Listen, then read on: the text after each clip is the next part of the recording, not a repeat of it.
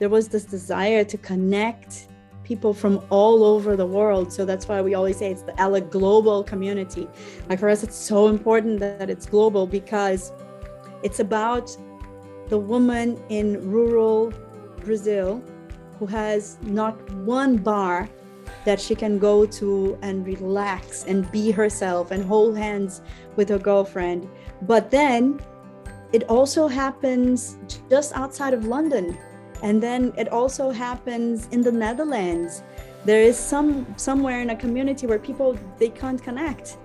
And then you think about Nigeria and Uganda and places where you can go to jail, where they do trap parties, that you think you're going to go to an awesome party for Valentine's Day and the police is there. Welcome to the X-Files, a podcast about breakups, broken hearts, and moving on. I'm Claire. And I'm Janice. We are breakup coaches, here to help you beat your breakup, heal your broken heart, and move on to an amazing, abundant life. Welcome to a very special episode of X-Files, everyone. We've got a full house today, and this is a first for us because we have never done an episode with two guests. With two guests, yeah. Right. So we have some people from the Ella community team, and we're really excited to talk to them. But before we get going on that, we have our own exciting news, and that is that February 14th, 8 p.m. EST, we'll be holding another first. Yeah. Our first X-Files live event for anyone who wants to hang out with us on Valentine's Day. Yeah, so if it's coming up, get your tickets. Yes, if you don't have plans on Valentine's Day, now you do. You can join us. And I think this event was partially inspired by something we did with Ella Global Community.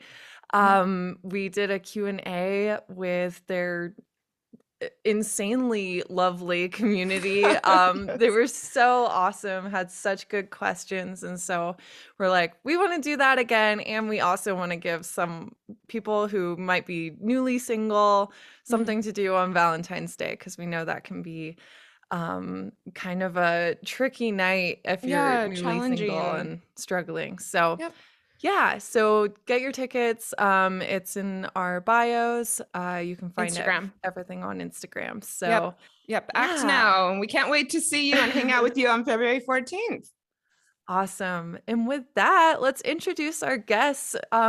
Maybe one at a time, you could tell us who you are, where you're from, and why you're here. Okay, I'll go first. I'm Danielle. Most people call me Danny. My pronouns are she, her. I am Brazilian, connecting from Brazil. And we are here to talk about breakups and our beautiful queer community. Welcome. Thank you so much for having us. Thanks for being here. Thank you. So I'm Laila. I'm from the Netherlands. My pronouns are she and her. And we had so much fun when you joined at our event. So now it's our pleasure to be at yours. Yay. The pleasure is mutual. We are loving this collaboration so much. So just to kind of let our listeners know what we're talking about is, we did a live Q&A with the Ella community a couple weeks back, and it was on fire. Woo! Yeah. It was great. Why don't we let one of the team members tell us all about Ella, how it got started, and how you got involved? We'd love to hear your story and Ella's story. I'm going to start talking about my story with Ella and just go from there, because I don't even feel like it's fair to talk about Ella before, because I then wouldn't know.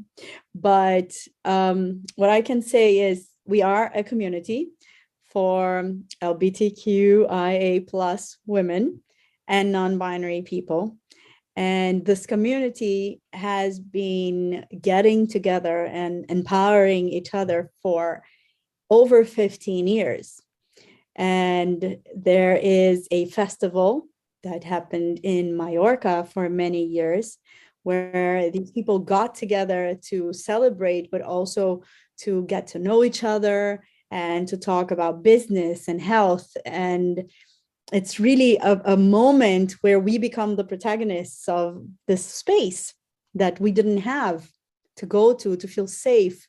Because it's one thing when you're talking about the LGBT community, and then it's a different thing when you take the G out and you have this bunch of queer people, women and non-binary people having protagonism for the first time, being the ones holding the mic, not just listening, but also speaking.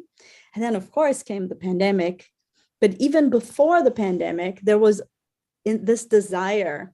Like if you listen to our CEO speak, there was this desire to connect people from all over the world. So that's why we always say it's the global community.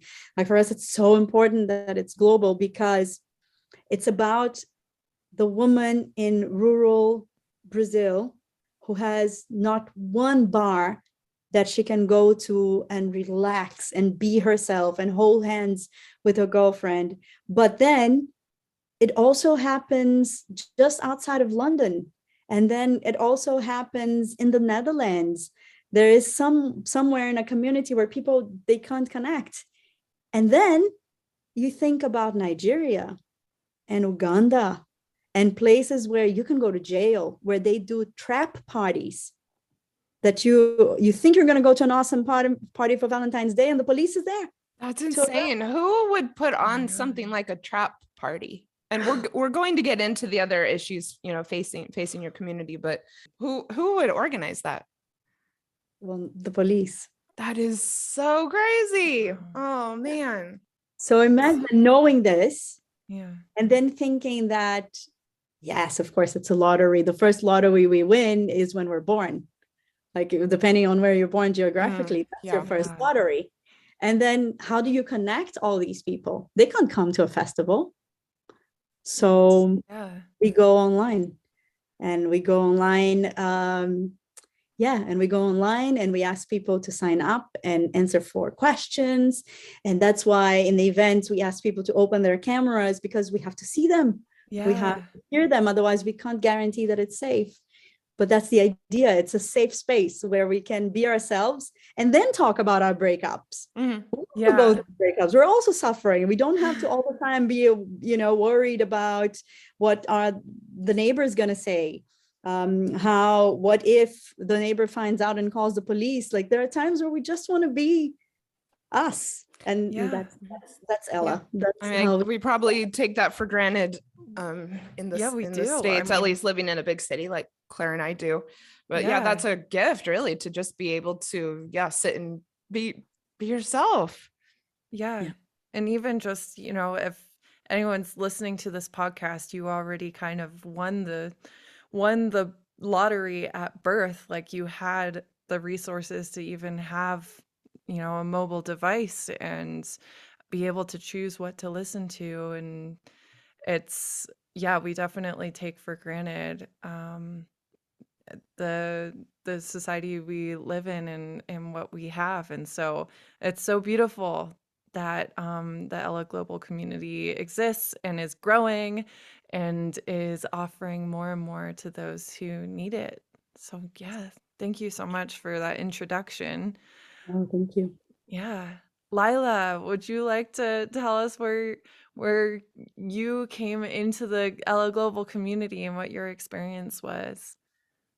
Well, basically through my paid job, the CEO was visiting our NGO. I work at an international NGO, also helping out LGBTQ communities everywhere around the world. And I had the pleasure to meet her. Was pretty funny, actually. We were talking about her daughter, and there was an energy, and I thought, who the hell is she? So I got curious, and I looked her up on Facebook.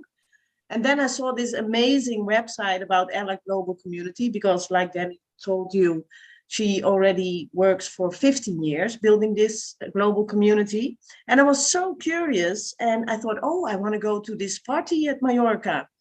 That never happened, by the way, because of other circumstances. But I was so triggered, and it looked beautiful. Not only beautiful women and party and all that stuff. No, it was also about workshop, women empowerment, freedom of speech, freedom to be yourself. But I sent her a message on Facebook and I said, if you ever need a volunteer, please contact me. I never heard from her again. And I thought, she's busy. She's a big shot CEO and they were planning the Mallorca festival. So I kept on following her and some Instagram accounts. And 2 months after the pandemic hit, she contacted me and she said, are you still in for volunteering? And I said, yes. And I jumped in and look where we are now. I'm still here. And I started working for Ella Netherlands on Instagram. And now we have this beautiful platform. And yeah, it's amazing. It's been a journey full of love, excitement, learning, developing, and it's beautiful. I would never give it up. And let's say her name. Let's give her credit or credit's due. It's talking she. Yeah, of course. Our amazing CEO is Kristen Hansen. And it was a pleasure to meet her. She's very open, very energetic. And the first thing she said to me in a meeting was, dream big. And that's what we do. I love it. And so in addition to the app, I just want to make it really clear to everybody, once you join, you get access to all these live meetups through the week, right? Can you tell us a little bit about that? Yes, definitely. Yeah, that's my favorite is once you join the app, because it's great. I mean, it's a platform and you can be yourself and you're safe. But I think where we really have these meaningful connections is when we have these events, and we have these live events at least 3 times a week. On a very slow week, we have 3 events. Every Monday, we have free group support with licensed therapists. And if there is no licensed therapist, that specific Monday, we get together as a community and we listen to one another. And maybe we don't have answers, but we'll come out with very good questions. And sometimes that's more important than the answers, I think. Yeah. And we have games night every Friday night, and we will get together for anything fun. It can be a game, Never Have I Ever, for half an hour, or we'll put someone in the hot seat. But we also get together around the Ella Round Table to talk about climate change or sex work or abortion. We will talk. So we will have, it's really the world. It's funny because sometimes people say, but what do you want to talk about? And I think that's so interesting because what don't we want to talk about? Yeah, sounds like it. Well, so yeah, it's a space to just talk about everything, but it's safe. It's safe to say my pronouns are they, them. It's safe to say I'm gender fluid. It's safe to say, today I would like that my pronouns are she, her. And yeah, it's just a place to be safe enough that you don't have to worry about how you're being perceived. And then you truly be yourself.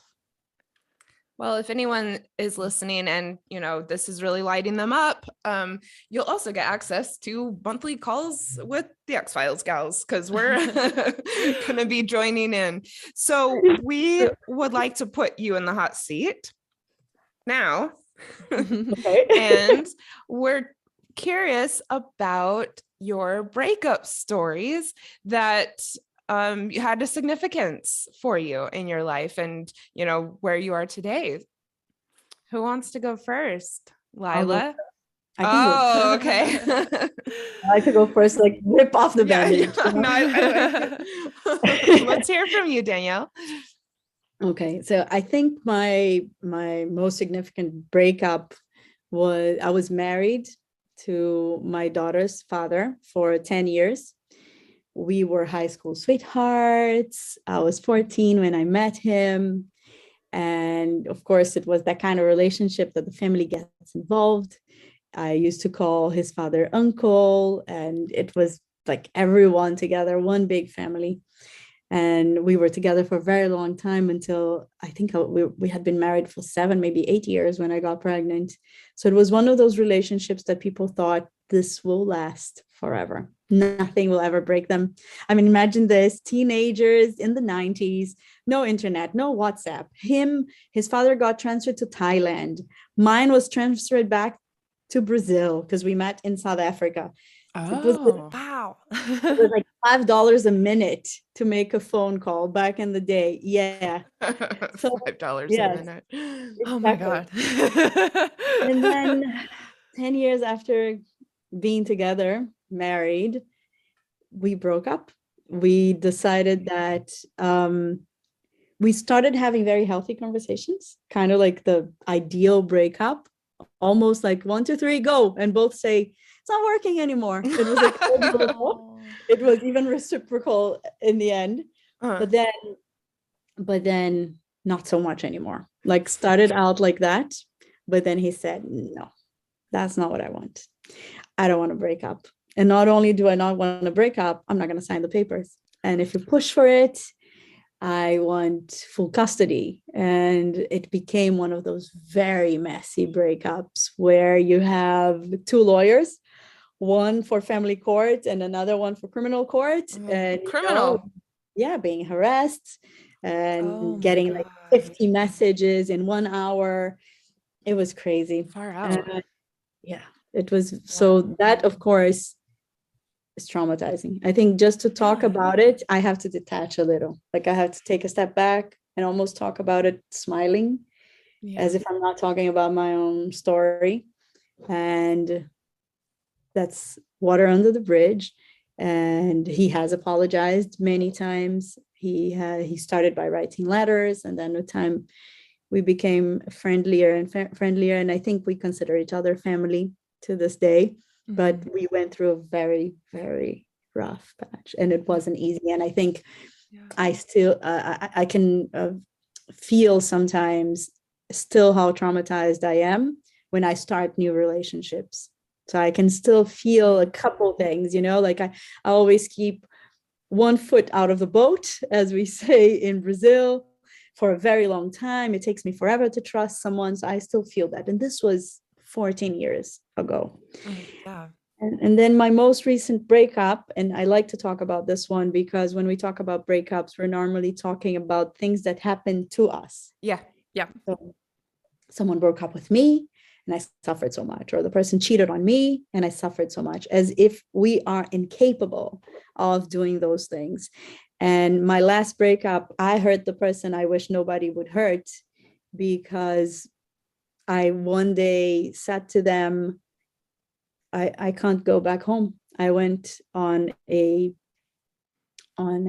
trip home. I went to my mother's house with my daughter, and I realized that I had no joy thinking about going back to my house with this person that I loved so much. Oh. But so I broke their heart, but also mine in the process. But I think I was truthful to not only what I was feeling, but also to who I want to be when I'm in a relationship.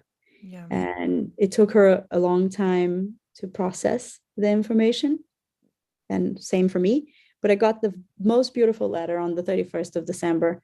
And I think the part that touched me the most was when she wrote, I understand that when you could no longer serve food, love on our table, you got up and you stopped serving anything. And that touched me. Ooh. But oh my God, I got shivers. Did you respond? Do you keep in touch? we do. We keep in touch. Okay. Well, that's one thing. That's one beautiful thing about the queer community. Yeah, we're going to talk about that for sure. Yeah. Thank you, Danielle, so much for sharing. What do you think you learned from that last experience? I think that it's important to understand that we will hurt people sometimes, to do the things that seem correct, to do what it's not even about following your heart, is to be the person you want to be. Sometimes you will hurt people because the decision you make will hurt them. And that's okay, to be okay with that, to forgive myself, because the other option was to not hurt her that moment, but stay and be less than what I promised I would be. Because I promised I would stay one night, and I promised I would stay every night, as long as that was the place I wanted to be the most in the world. And when it stopped being that, I got up and I left. And maybe there was a better way to tell her the news. And I guess I would do it differently today. Mm-hmm. But I made my peace knowing that what I learned is we will hurt people. We're adults. We will hurt people, you know, and we have to forgive ourselves. Yeah. And knowing that can give you empathy for when someone hurts you, is seeing kind of the two double-sided sword of that, is that, you know, in order to love deeply, you risk getting hurt deeply or hurting someone deeply.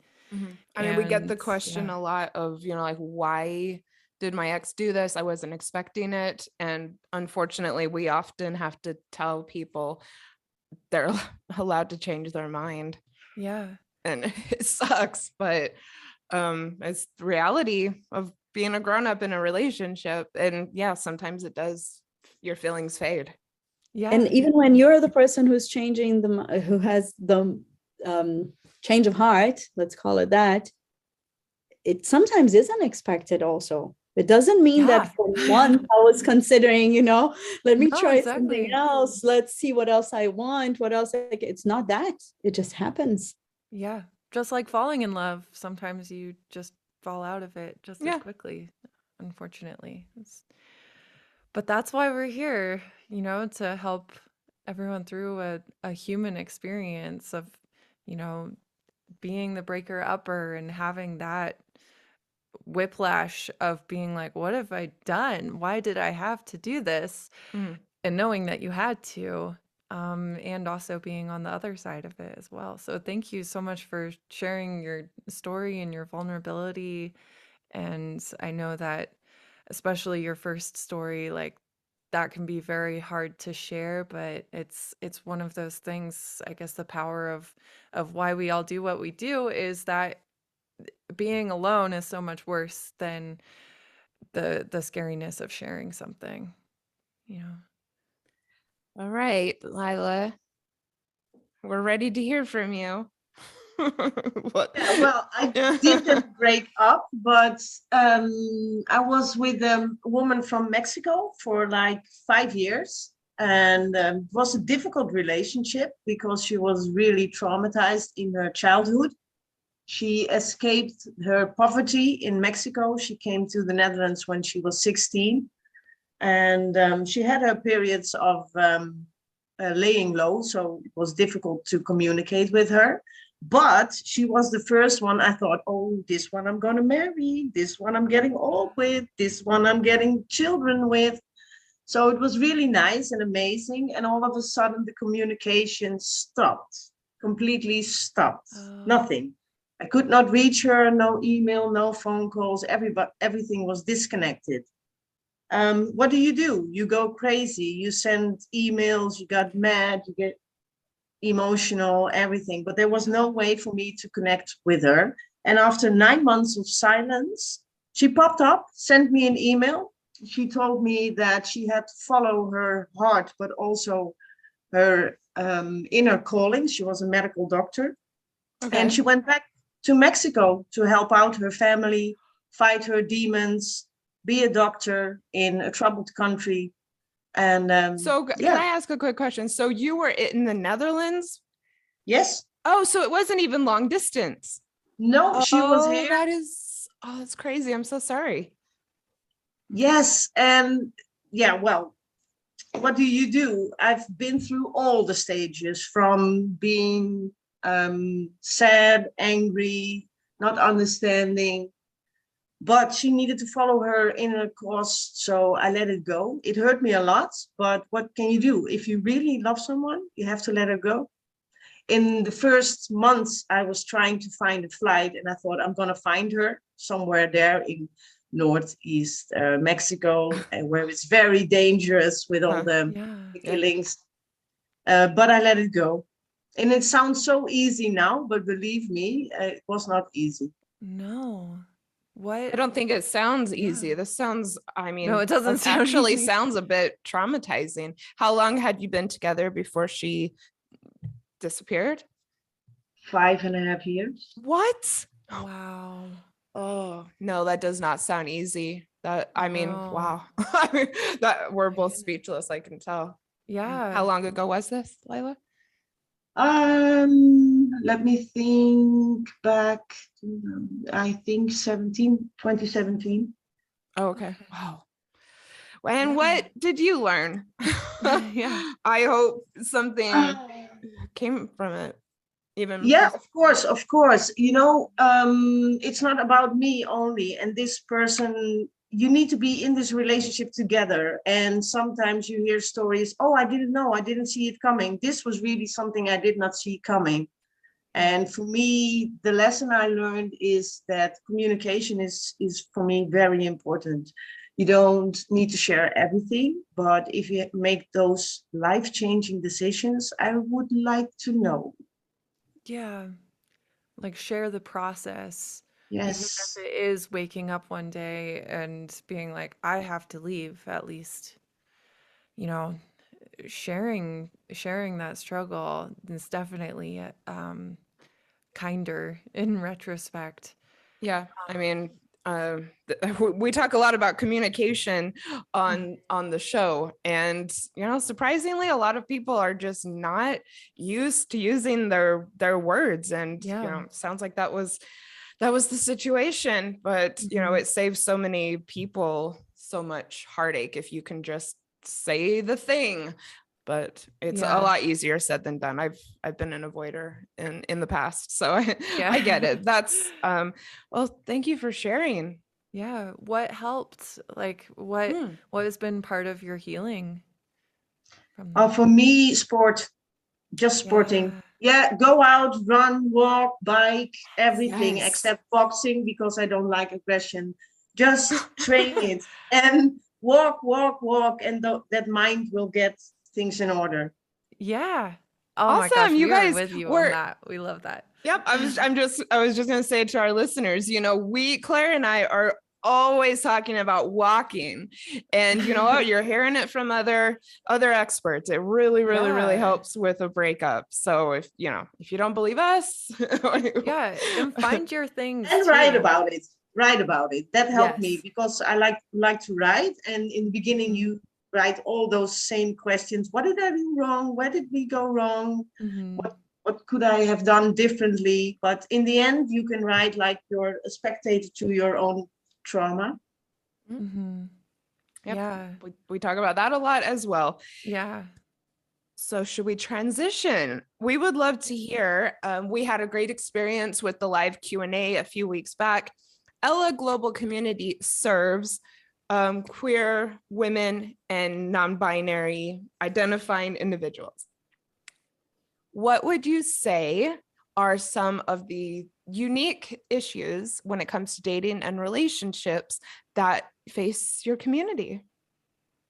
Well, there are some that I don't even like to just add truth to the stereotype, but here we are.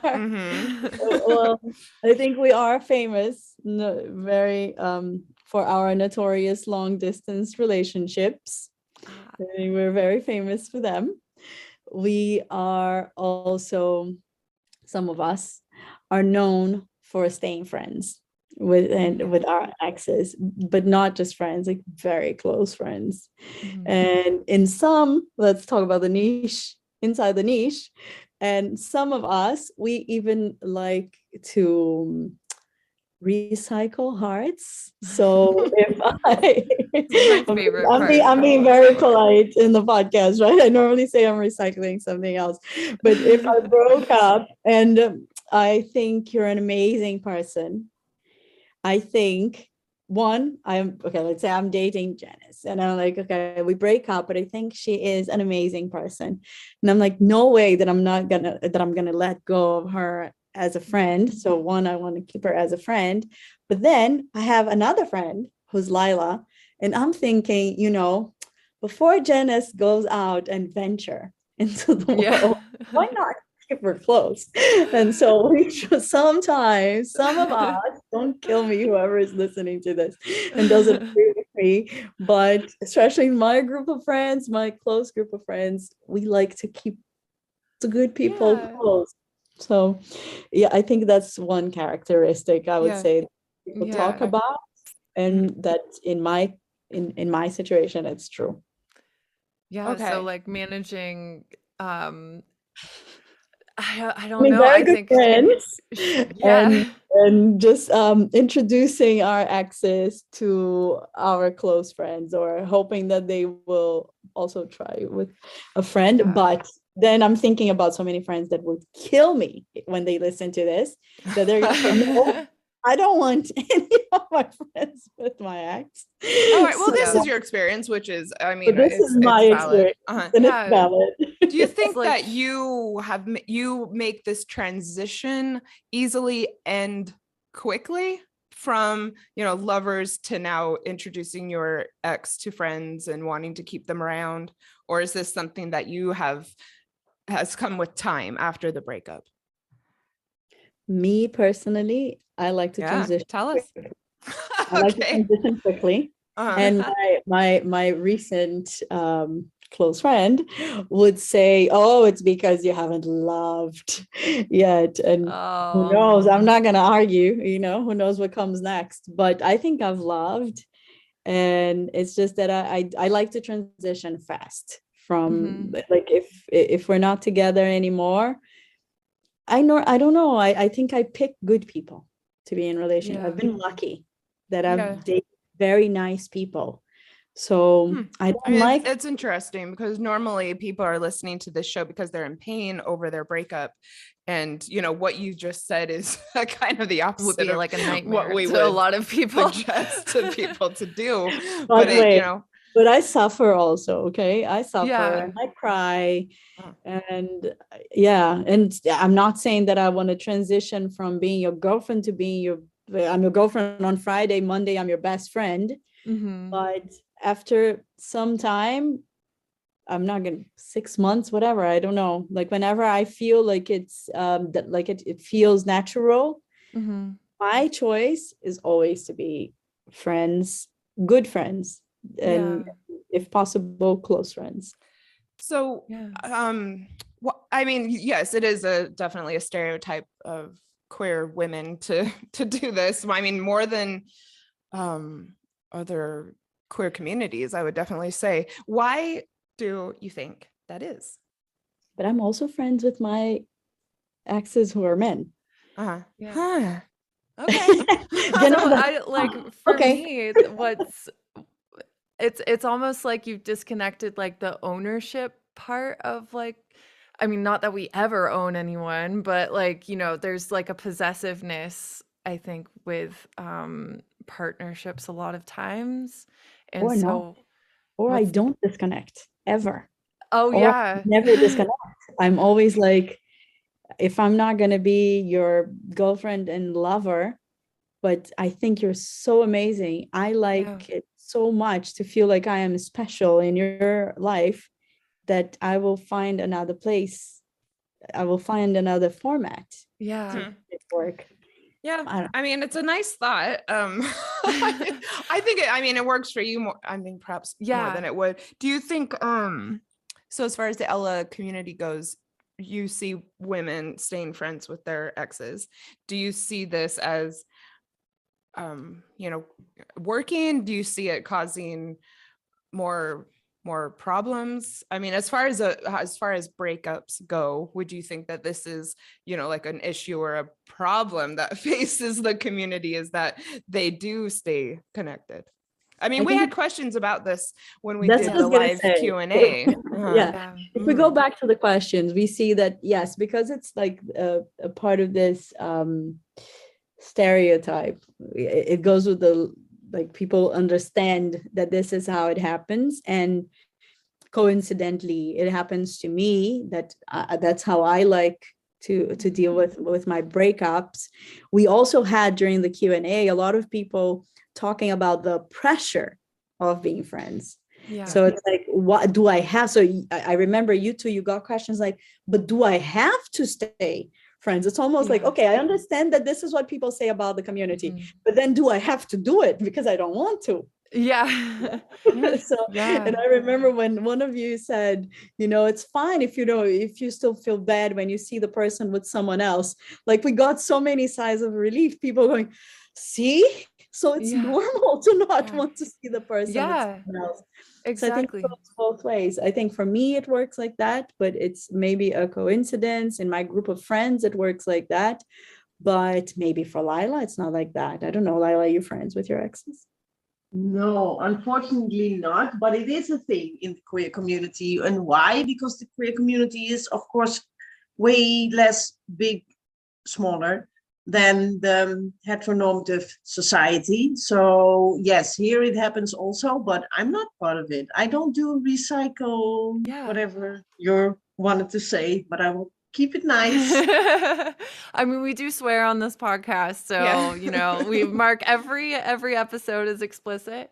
Yeah, I think it's important to to point out that there might be pressure, but it's still a choice. I've had gay clients who came to me saying that they're struggling because of this pressure and this expectation, but that the thing that made the difference for them was saying, I'm going no contact. I don't care if they're in my community. And that was a game changer. So like different for everyone. But like when we on the podcast, when we give advice, we're usually trying to make it as universal as possible. Like in general, this is what will make this as easy and as healthy and as growth positive of an experience as possible. And so like if I'm talking one-on-one with a client and she's like, or he's like, I really actually don't care. I just want this person in my life. It doesn't bother me. Like, if it doesn't bother you as an individual, if you can be honest with yourself, that's usually where we get into trouble is being in honesty with ourselves. Because if you're just listening to this podcast and we're like, yeah, go ahead, be friends with your ex, you might not be able to like take that step back and be like, actually, I don't think I can do it.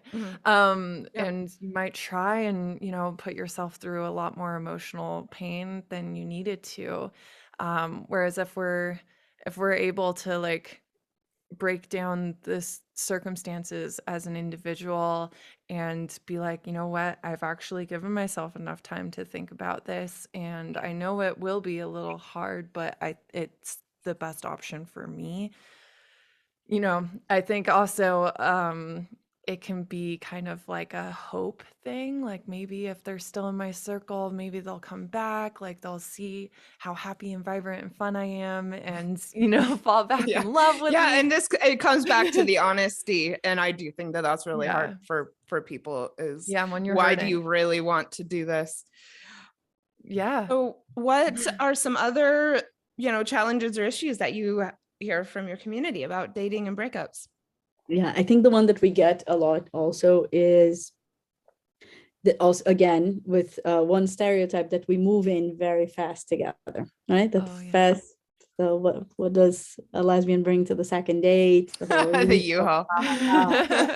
All that. Or I think there's another newer meme, which is this woman on a boat going from I don't know which country to Canada to escape immigration and go be with her girlfriend.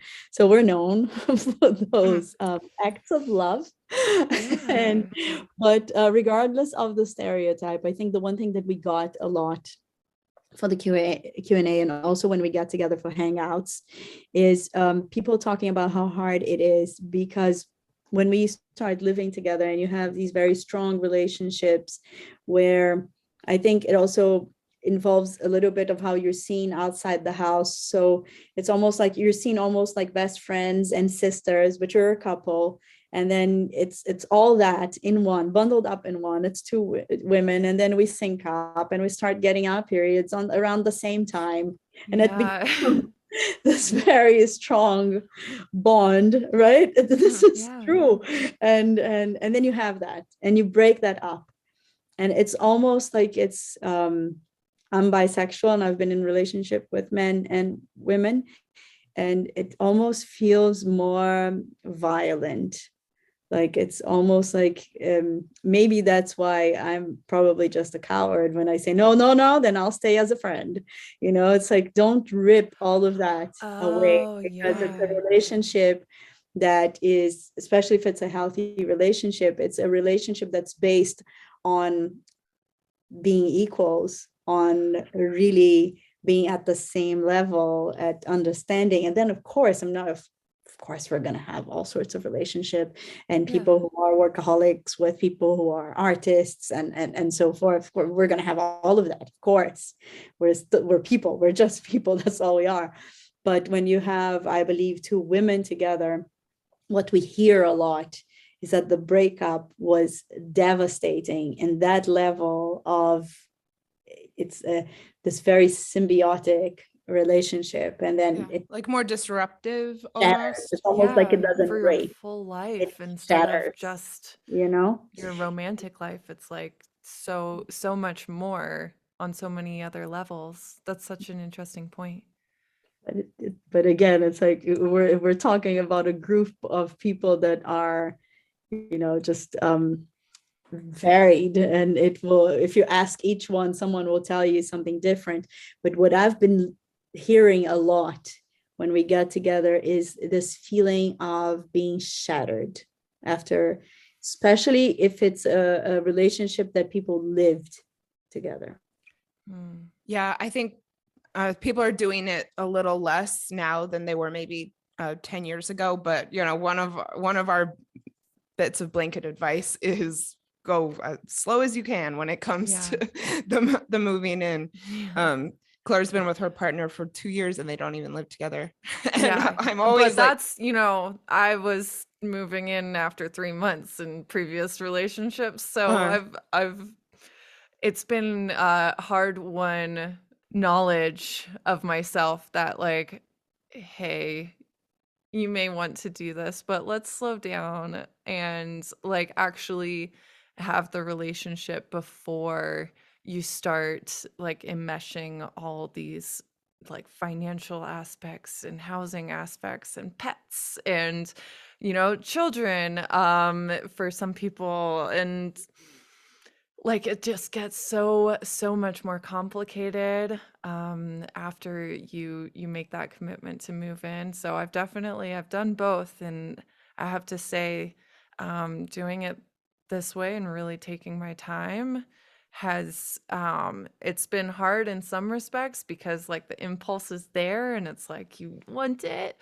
But it's also been like such a nervous system calmer, because, like, I'm actually able to get me space and think about the relationship without it being like, oh, but if we break up, it's gonna be all these different pieces we have to figure out,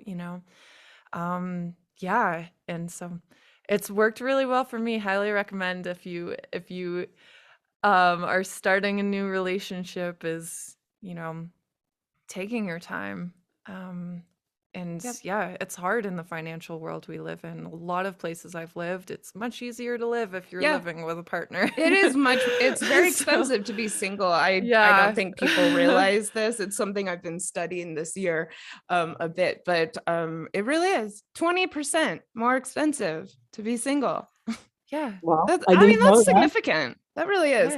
So yeah, I understand the temptation, but my advice is go slow. But I have a challenge for the two of you. One, I'm very happy to hear that Claire, in her heteronormative relationships, was moving in after 3 months of dating. It makes us feel much better. It's like, next time I hear that we bring a U-Haul to the second date, I'm gonna say, go listen to Claire. Okay, she didn't even wait for the second date. There. This is actually really interesting, because it is a stereotype. Everyone knows about the U-Haul, but really, I don't know that it is unique to queer communities. I've known lots of people to do the 3-month thing, or even less. But then I have a question, because you're saying wait it out as much as you can, and okay, fine. I think my last relationship, I broke up in July, I think. No, June, I think. So it's been a couple months. But then you have to think that we're also talking about a community who likes a lot of long distance relationship. Yeah. And then how do you deal with that? Talk about an expensive lifestyle of being single when you're in a long distance relationship. And then how do you measure then time? And if you really want to be with that person, I'm a single mother. If someone really wants to date me, they have to come to my hometown. Yeah, and preferably inside my house. Otherwise, when do I see this person? We did oh, go ahead, Claire. Oh, so I was going to say, you know, that there are intermediary steps that you can take. If you're like, hey, I like this person enough to move, maybe don't move into their house, move into their city first. Be like, hey, it's worth this amount of risk to me. I still I really like this person. I think we have it, but you're going to have to get used to a new city, even if you move in with someone. In fact, you're probably actually you're going to set yourself up as an individual in a new place better if if you have the resources to move to their area, but still have your separation, still be making your own friends, and instead of just going straight into their house, their community. And I think when people do that, a lot of times you end up disconnected from your community back home and without making a new community separate from your partner. So I think, I'm not saying don't move to be close to someone. I think it's just, I think going alone but to the same area can be a really good step. And if it doesn't work out, you've still made your own community in that place, and you can have the choice then, is this actually my city now too? It's not just their city. Yep. That's interesting. Laila, why do you think that you see so many long distance relationships in LA community? I don't know, because I know this question comes a lot. I don't know. I really don't know. Maybe it's the dating culture with all the apps and that you can meet people from all over the world. I don't know, but I have to be honest. If you see someone you like, then it doesn't matter where this person lives, Yeah. But I do agree with Claire. Yeah, I don't know. I've never experienced it, a long distance relationship, only once. But we decided pretty soon to move in with each other. But now, after a few breakups and long relationships, I agree with Claire. I would build my own community first, have my own friends, and not be, how do you say, dependent only on the relationship. Yeah. We did an episode on long distance breakups a while back. It was such a good episode, man. Yeah. And one of the things that we said about long distance relationships and meeting someone online is do not do it unless both of you have the resources to travel to see each other regularly.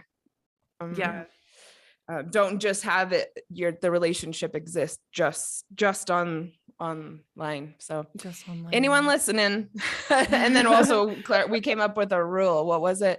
If you meet someone online in your same city, then you have to meet within a week. If you meet someone online in a different state or country, it has to be within a month. Yeah. little guideline we came up with. Exactly. It just shows, the capability, but also the willingness to travel and to make that long distance work. So go listen to that episode. We'll probably do another one soon. We think about our older episodes a lot, and sometimes we listen to them and we're like, our audio or whatever. We've learned a lot for sure. But yeah, check that out. It's called long distance breakups. So we This has been so much fun. We promised that we would go into a couple of the questions from the Q&A that didn't get answered.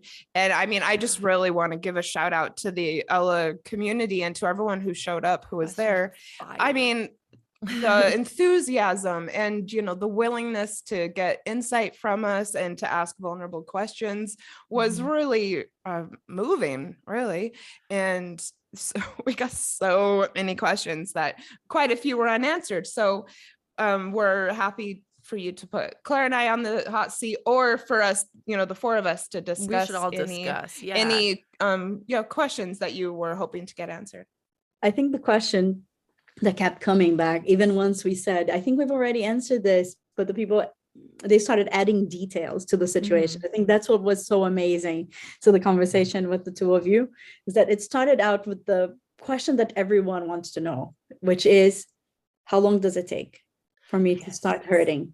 And then the minute you answered that you said, well, it depends, you know, of course, it doesn't have to last a year. It doesn't have to be so much suffering. It doesn't have to be crying every day. And then once you address that, then someone would add, okay, but then how long does it take to stop hurting?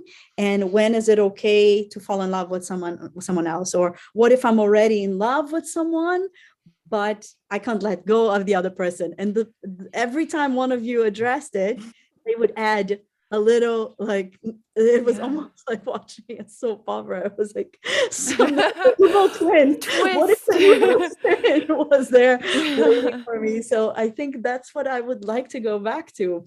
If I'm representing the Ella community, and all the questions that we got was, what if you did break up and you know the breakup was good, but you continue to suffer? How do you actually stop this suffering? And I remember one woman, she actually wrote, because I then fell in love and started dating someone else, but then I had to break up with this person because I was so in love with this person, but I couldn't stop suffering. So it was like all this, I think it was the one thing that we got a lot, right, Laila? It was like people saying, but add more to the mix. It's like, but then there's another woman, but then the woman is the love of my life, but I don't want to see the other go. So so there you go. So we bring it back. How long will it hurt? And will it hurt? And why does it hurt? Even when I'm already interested or starting a relationship with someone else.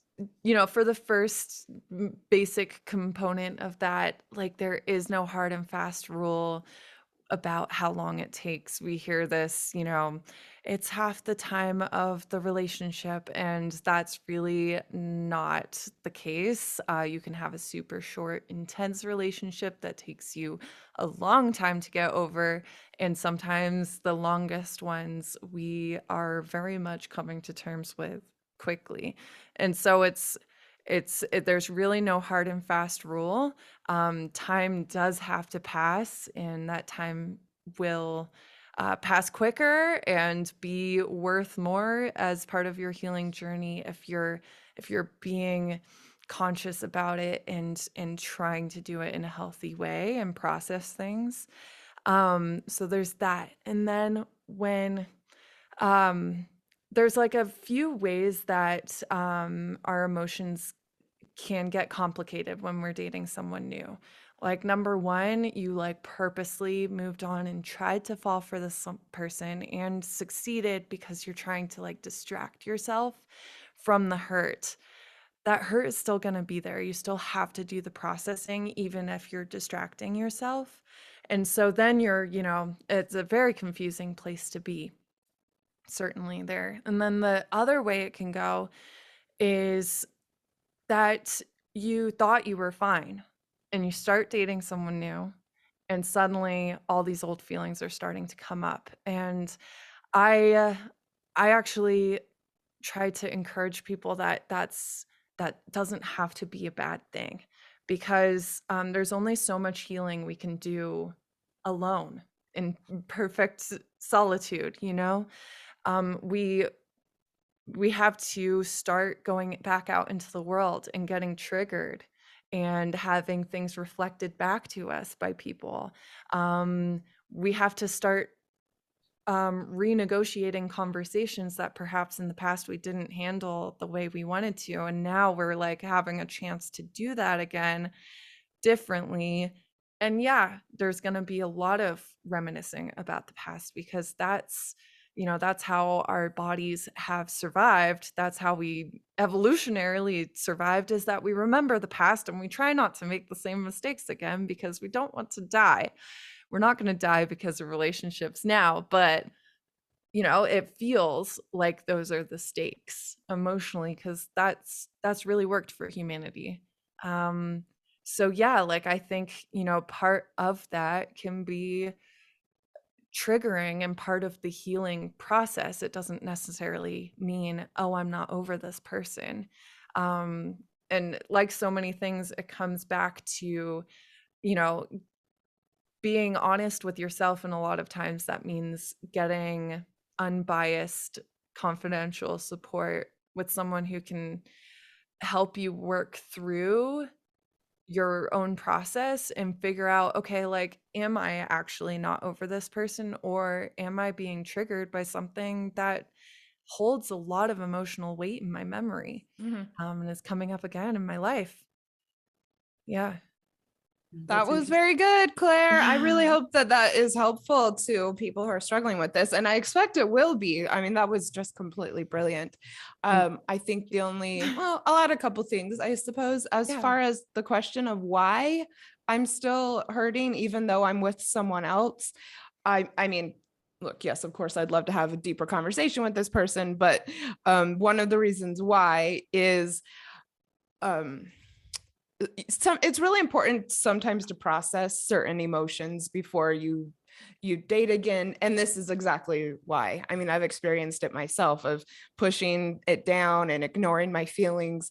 And then as soon as you get into a new relationship, it's like trigger city, you know, especially feelings like anger or abandonment. You know, these are things that are good to you know, do your best to process, which is a lot of what we do as coaches, before, you know, welcoming someone else into your life. It certainly doesn't mean that it will prevent triggers and feeling sad, but it really helps. I'm working with a couple of people on it right now.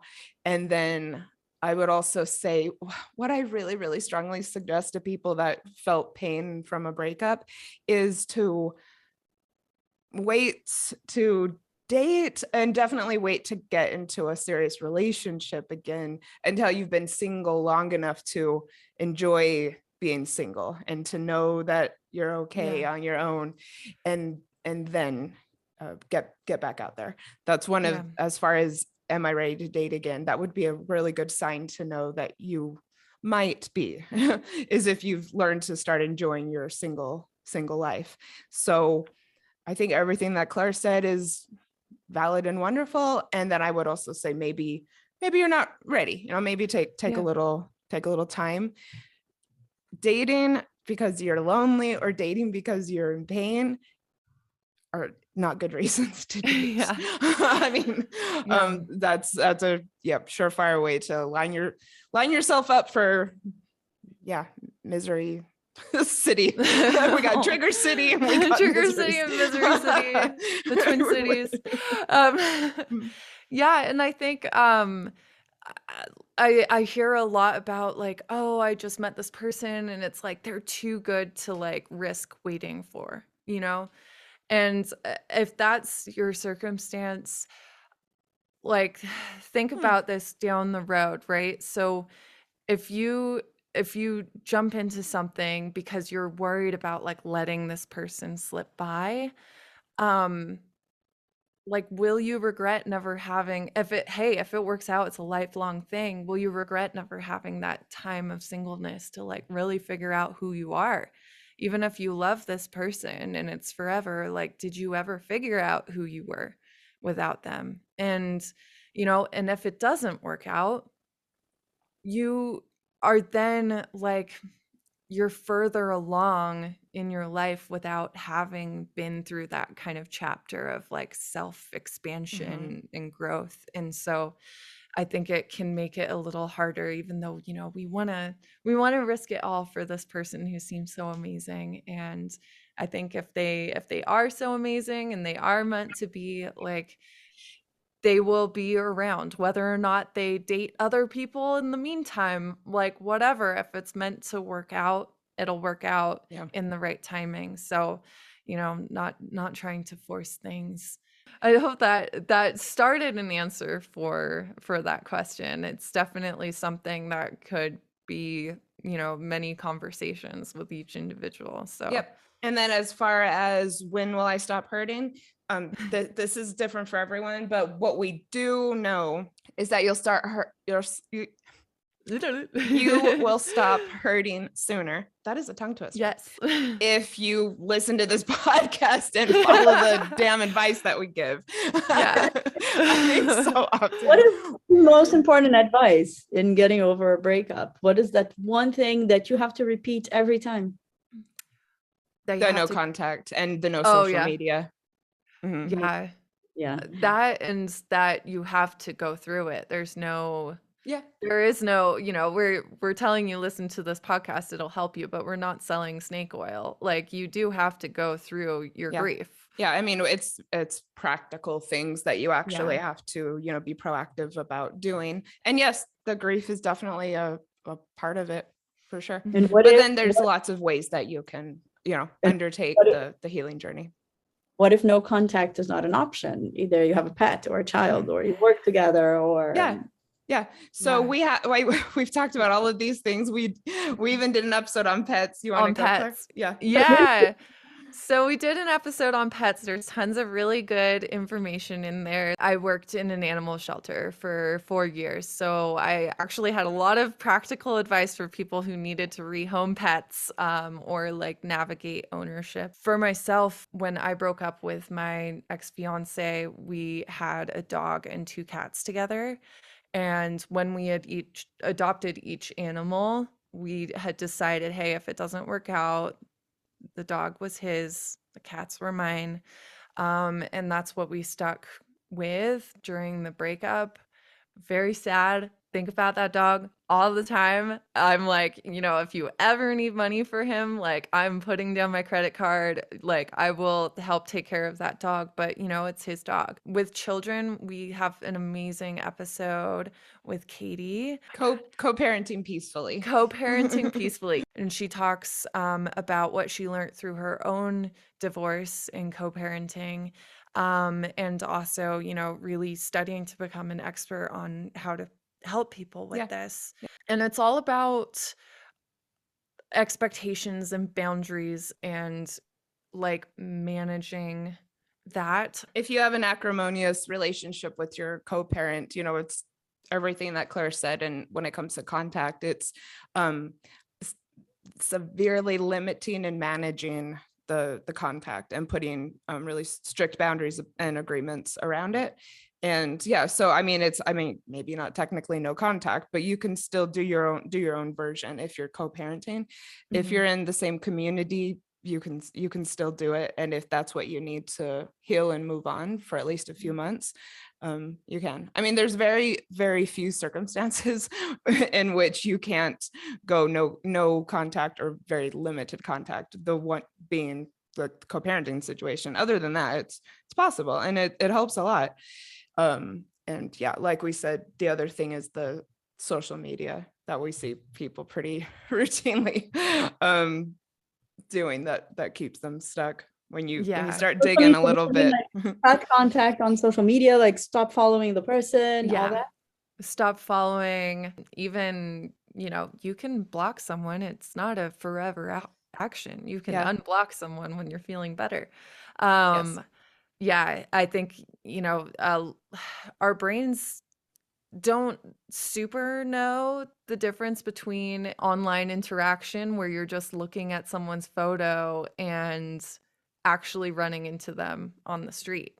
So like you're still reinforcing patterns in your brain when you go and look at someone's photos and stuff. And so that's part of no contact. It's not just, we don't talk to each other. A lot of times there's things people read into stories, like, oh, are they watching my story? A lot of people with the stories. Yeah. Or like Finstas, like fake Instas. It's like, oh, I have this Instagram with no followers who just started following me after the breakup. I think it's them. And so then it's like you're posting things to your story, thinking about what they're going to perceive it as. And you're like either hurting them or trying to reel them back in. And it's just like, no, let's stop putting all that energy into thinking about whether or not this Finsta is them, whether or not they're watching your story because they miss you or because they just,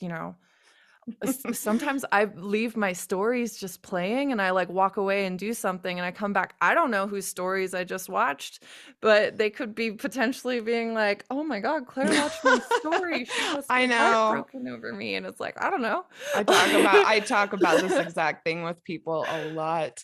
And really what we're getting down to is if you're hurting from your breakup, you need to look at, and we said this on the live Q&A actually, you need to kind of look at where the point of contact or point of connection with the ex is, and then do what you need to do to create more space. Just like the person who asked, their ex was talking to their family and the person was struggling really hard to get over it. And I mean, that's a pretty strong connection point. Then you had on the same group of people, one who was in touch with the family and was friends with the family. I wanted to know if it was okay to stay friends with the family. Yeah. And with families, we'd like to be able to, if you have that relationship with your family, ask them, hey, this is hurting me. Could you not talk to this person? Yeah. If your family is not respecting that, as families often do, they sometimes don't really do what we hoped that they would. You still need to have some sort of like trust and like clean energy with your family. So be like, okay, if you're gonna talk to my ex, you refuse to stop talking to them, at least don't tell me about it. At least don't tell them about what I'm up to. Like, have your own relationship. I don't want to know about it. But I think the first place to go would be to ask your family to not have that connection. And if you're, mediating the breakup currently and you're still in that like, this is yours, this is mine stage of divvying up what you have and what your boundaries are in the breakup, like asking your ex, hey, I know you love my family, I know you're gonna miss them, but like, could you please not talk to them? I agree. I mean, I just, as far as, if you're going to stay friends with their family, the blanket advice, which is, what we're doing on the show, we're talking about the rules, not the exceptions, is that it typically is too messy. And it's part of the breakup. Yeah. Fortunately. And you want them to have like a safe place to go and to deal with their own emotions after the breakup. And that's kind of a gift you can give them, is keeping that energy really clean for them, so they have like a safe community for themselves to heal in, that you're not entangling your own energy and wants and needs in anymore. So yeah. Well, this has been so much fun. I just noticed we're getting on time. Damn. Time. Oh, wow. So Laila, so let's tell people how to find Ella, what you have going on, and and then we'll wrap up and we'll be seeing you soon. Where to find us? Well, first of all, on Instagram, of course, almost in 60 countries, I guess. And so simple, just download the app in the Apple Store, and the other one, so you have to help me, Google Store. Yes, just download the app, and it's a free download, so you can just answer 4 questions, and we will be happy to have you on our platform. And we're still growing, so please come join us. 60 countries that's not too shabby. No, so basically so you get the app on your phone, and then as far as the events go, then you give the information about the events through the app, and then people join via Zoom, right? Exactly. Yes. And it's done by us. Like, it's important, right, Laila, that it's done by us. So when you answer the 4 questions, one of us will read through all 4 questions. So give us a couple minutes to read the answers so we can accept you. But it's for good reason. It's to keep us safe. And it's 60 countries, I think, on Instagram. Well, we had 60 on Instagram. But on the platform, I think we're close to 130 countries. Incredible. Oh my gosh. What you've done is so important and valuable and impressive. Honestly. You know what? It's one of those things that sometimes it sounds tacky, but we repeat it so many times because it's really in our hearts. And yes, it does come from listening to Kristen Hansen repeat it so many times about really believing that we are all entitled to live with freedom and to be able to have no fear. And so it really, it sounds silly, but it's so true. It's like we say it a lot, you know, we are Ella for the freedom to be. Oh, I love that. Goosebumps again. Well, we're honored to be a part of it, and we are honored to be sharing it with our community. Thank you so much. We are thrilled to be having this ongoing collaboration with you. If anyone from Ella is listening or about to join Ella, we're going to be seeing you soon. The 16th of February. Oh, awesome. Really? So, cool. That's another opportunity to connect with us that week. So yeah, February 16th, Claire and I will be doing another live Q&A in that community. And just a reminder, we are also going to be having a live event February 14th, 8 p.m. EST. Get your tickets. The link is in our Instagram bios. Awesome. So All right. darling. Thank you so much for coming on, Laila and Danny. Like, we've loved having you, and like Janice said, I'm just honored to be involved and to share this as many places as we can. We have a fun week for our listeners coming up with some really fun Valentine's content. So keep your eyes on this place, and we'll see you soon. Thank you for listening to X-Files, a podcast about breakups, broken hearts, and moving on. If you liked this episode, please help others find us by leaving a review on Apple Podcasts or by following the show on Spotify. And if you'd like to connect more with us and learn about breakup coaching, find us on Instagram at X-Files Podcast.